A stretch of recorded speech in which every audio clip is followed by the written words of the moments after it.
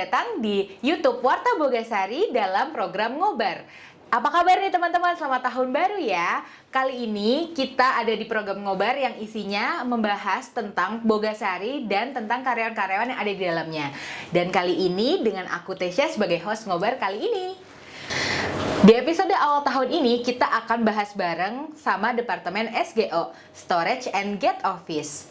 Storage and Gate Office ini bisa dibilang adalah ujung dari pelayanan Bogasari untuk customer. Kenapa dibilang ujung dari pelayanan Bogasari? Karena mereka mengelola penyimpanan dan pengiriman barang yang dibutuhkan oleh customer. Nah, gengs Boga, sekarang yang kita harus tanya, apa sih itu SGO? Kalian pasti mau tahu dong kelanjutannya dan kita mengenal lebih dekat SGO. Sekarang kita tanya sama ahlinya yang udah ada di sini, Bapak Ricky Yuniarto selaku manajer SGO. Halo Pak. Pagi. Bapak apa kabar? Baik. Selamat tahun baru ya Pak. Selamat tahun baru, sehat-sehat ya. Iya, Bapak, kita di sini mau ngulik Bapak nih bareng-bareng tentang SGO. Boleh dong Pak dijelasin secara garis besar atau secara rinci apa sih Pak SGO itu? SGO, jadi SGO itu sebetulnya kepanjangan ya dari Storage dan Gate Office. Jadi storage-nya itu sendiri adalah gudang atau tempat penyimpanan produk akhir dari pabrik kita. Kalau Gate Office-nya sendiri adalah kalau dilihat dari kata-katanya gate itu gerbang, office itu jadi gerbang akhir tempat pengeluaran produk yang akan dikirim ke gudang depo atau ke customer kita. Oke. Gitu. Kalau standar-standar untuk penyimpanan barangnya sendiri ada nggak sih Pak? Ada. Kalau untuk tepung terigu ya, produk kita, produk Bogasari itu kan tempat penyimpanannya itu harus bersih, terus tidak panas, suhu ruang sekitar 26-27 derajat Celcius dan harus kering.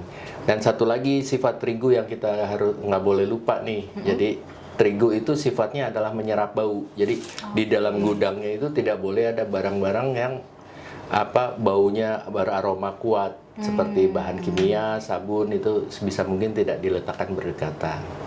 Berarti khusus ya Pak, hanya untuk si terigunya aja? Iya. Oke, kemasan apa aja sih Pak yang biasanya ada di gudang tuh Pak? Kita kemasannya sebagian besar adalah yang dalam bentuk sak 25 kiloan sama yang dalam bentuk consumer pack yang 1 kiloan tapi dikemas lagi di dalam karton yang isinya 12 pack satu karton. Oke. Gitu.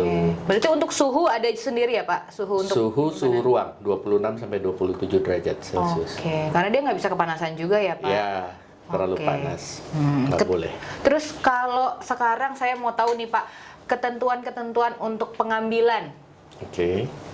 Entah itu dari transportasinya harus gimananya itu Pak. Boleh dong Pak dikasih tahu kita? Bisa. Jadi kalau kita di SGO itu kita punya satu sistem online atau daring itu kita sebut namanya sistem e-booking. Jadi customer atau transporter yang akan ngambil barang di satu hari sebelum rencana pengambilannya dia bisa mengakses sistem e-booking kita secara online atau daring.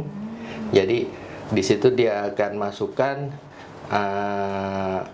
identitasnya dia, passwordnya, terus nanti dia mau ngambil produk apa pada esok harinya. Nah kalau produk stoknya itu tersedia, dia akan dapat konfirmasi dan dapat PIN OTP, one time password untuk dia registrasi pada saat kedatangan.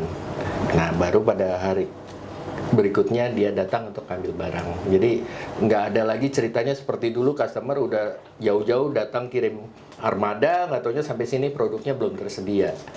Jadi kita mencegah kerugian seperti itu. Jadi semua udah ada antriannya? Sudah ada bookingannya. Oke. E-booking. Dan udah pasti yang datang itu sudah dapat ya Pak? Iya. Oke, berarti nggak buang-buang waktu lagi ya Pak? Buang waktu dan biaya. Ya. Nah ya benar. Terus untuk ketentuan si kondisi kendaraannya sendiri Pak? Kalau kendaraannya ya itu harus bersih dan tidak ada kontaminasi atau cemaran dari barang-barang lain ya, seperti mungkin bekas-bekas pecahan kaca atau produk-produk lain, atau kadang-kadang truk yang mengangkut komoditas kan suka ada kontaminasi kutu atau serangganya itu juga harus bersih. Jadi ada pemeriksaan juga physical check di pintu gerbang masuk kita yang dilakukan oleh security. Oh gitu. Iya. Jadi mobil-mobil yang masuk itu sudah dipastikan higienis, Iya. baunya itu benar satu-satu tuh ya Pak dicek ini? Satu-satu. Oke. Terus Pak, kalau misalkan customer Bogasari itu atau orang yang bisa langsung membeli di Bogasari itu ketentuannya apa sih Pak?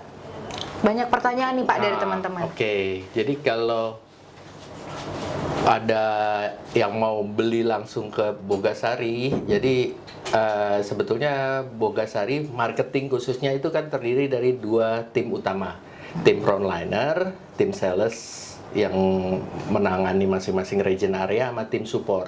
Nah kalau kita kan di tim support nih, jadi yang lebih tahu apakah satu customer itu memenuhi persyaratan untuk membeli langsung atau tidak, terus kalau skalanya mungkin masih belum cukup, mesti diarahkan ke distributor atau grosir di areanya masing-masing, itu mungkin tim sales atau frontline kita yang lebih paham.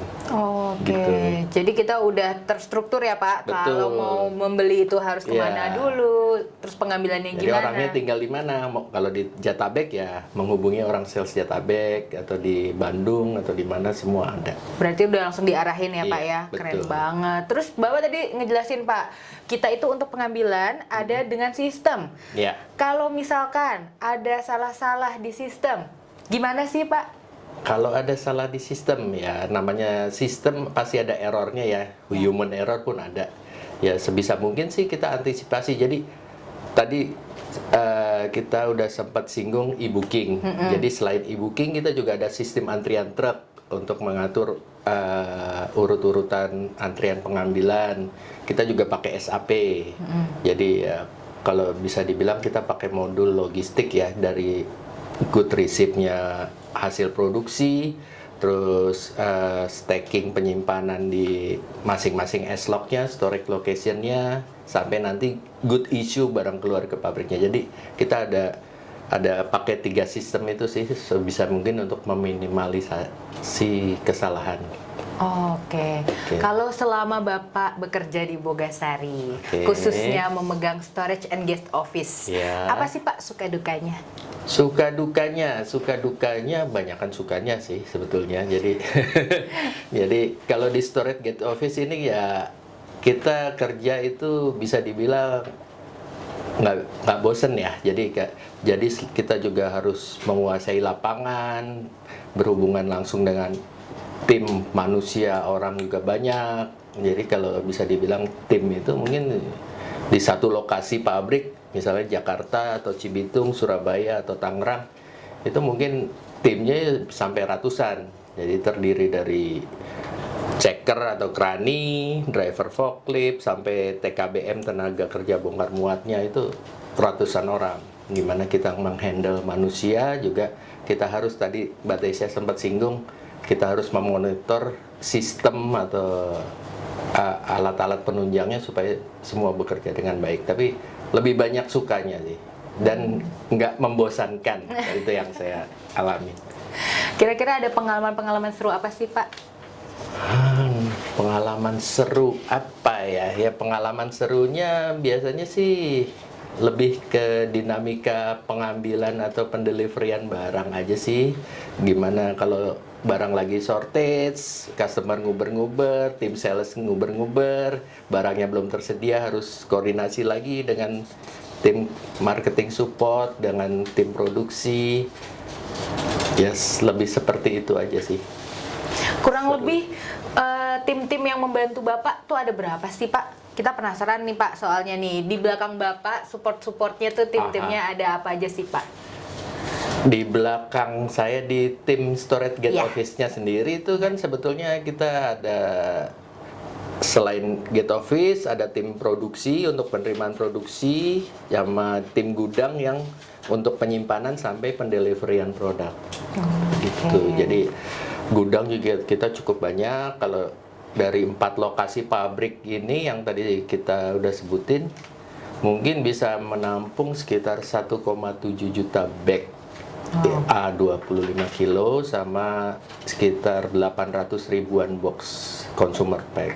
Jadi itu mengcover untuk didistribusikan nasional. Jadi dari Sabang sampai Merauke itu kita cover di 4 pabrik ini. Gitu. Jadi ya lumayan banyak timnya, ratusan orang. Keren banget bisa menghandle ratusan orang. Terus Pak, pastinya nih ada dong standar khusus untuk penyimpanan terigu agar kualitasnya masih tetap bagus sampai ke customer kita. Standarnya apa aja sih Pak?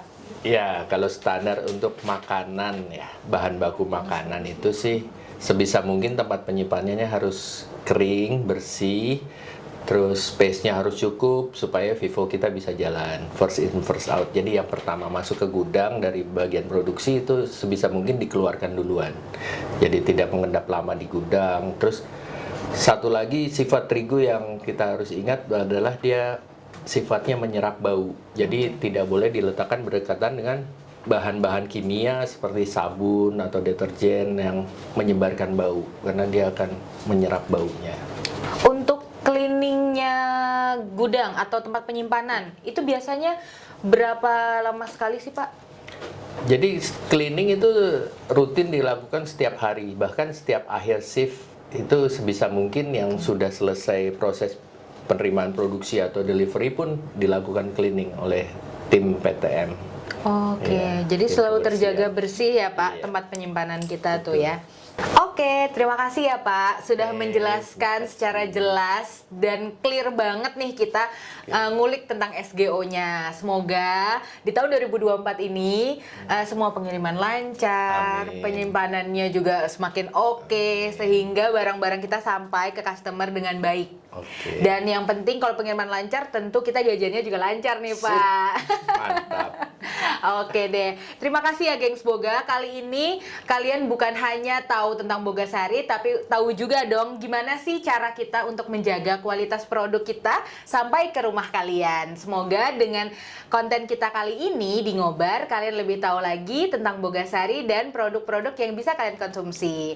Terima kasih ya gengs Boga udah nonton episode Ngobar kali ini. Jangan lupa like, subscribe, komen, dan share ke teman-teman kalian YouTube Warta Bogasari, dan jangan lupa di follow Instagram Warta Bogasari untuk tahu kegiatan-kegiatan yang ada di Bogasari. Dan saya Tesya serta Bapak Ricky Yuniarto selaku manajer SGO pamit undur diri. Terima kasih. Bye-bye. Bye.